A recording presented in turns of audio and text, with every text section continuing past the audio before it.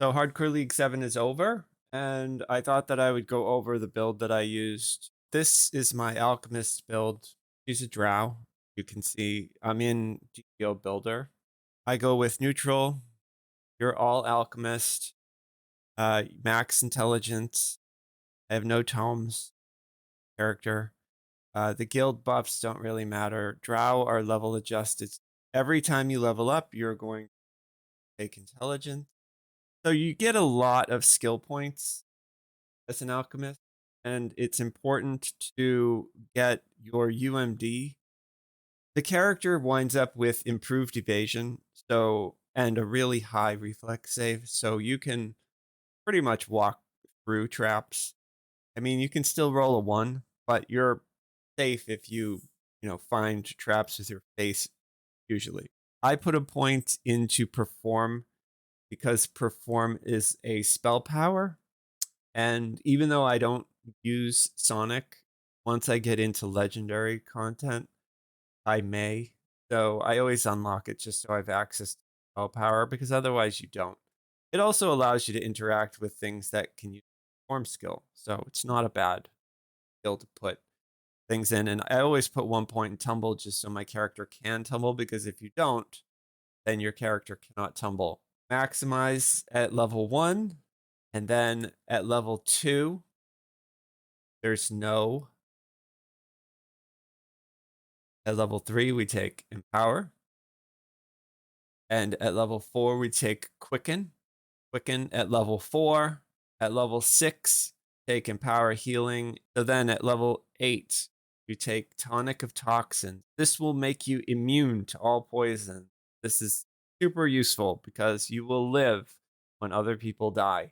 And this is doing what the old Proof Against Poison used to do. And level 9, we do something different for Hardcore League, and we don't go into spell powers, but we go for shield mastery.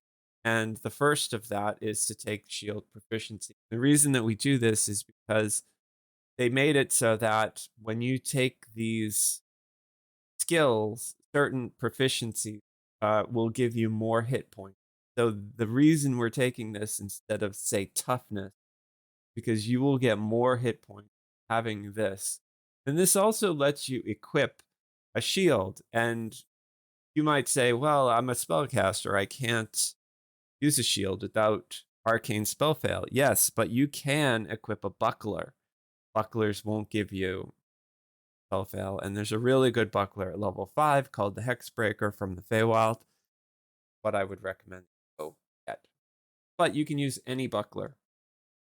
At 12, we take Liquid Luck. This gives us evasion, and we already have really high reflex saves, so this is great. Take Heighten. Then at 16, we take Verdite, because we're going to be in green, so we want this. And then at 18, we take Shield Mastery, first one. That will give us more hit points. So we got hit points from this one improved, gives us more hit points. At level 20, we take Advanced, which is going to make our spellcaster level for all the green spells higher. That we take at 21 is Greater Shield Master. This will give us even more hit points. Unyielding Sentinel, Core Tier 3, gives you immunity to most knockdowns while you have shield. Well, our build is using a buckler, so that counts.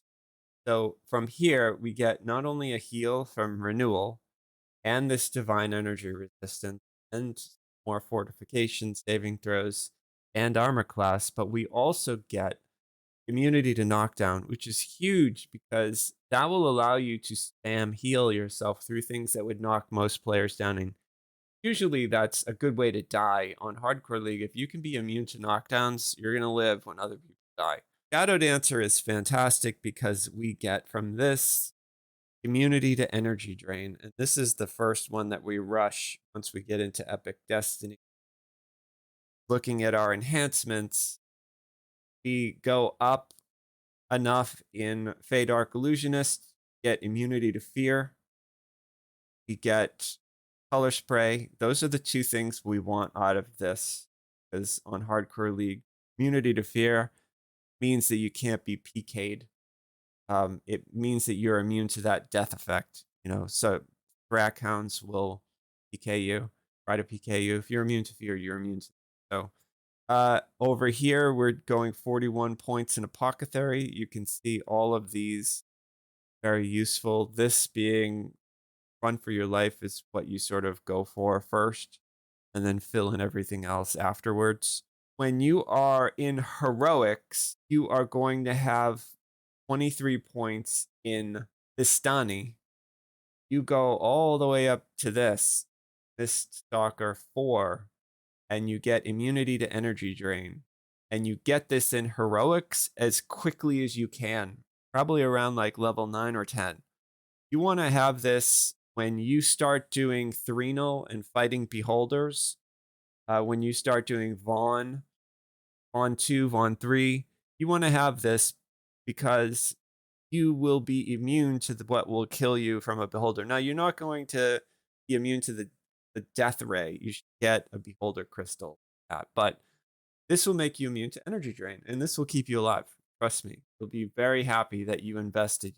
You basically, you get this, you put all your points up the middle, get to this right here. So you get quick draw, and then you just take these going up until you are able to take this one.